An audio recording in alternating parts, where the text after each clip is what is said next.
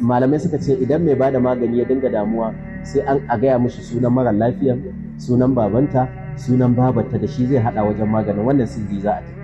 In ya ce sai an kawo masa wani abu na mara lafiyan ko na mai neman bukatar ko gashin kanshi ko tufafin shi za a kawo da shi zai hada maganin, wannan sirri ne.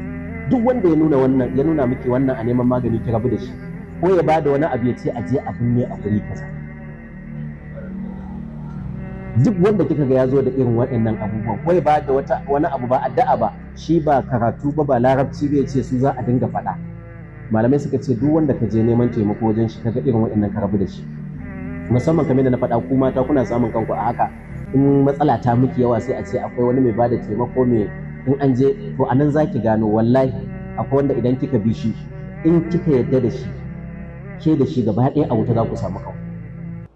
Da haka ki kiyaye, duk buƙatar ki gaya wa Allah. Babu laifi kila wani mai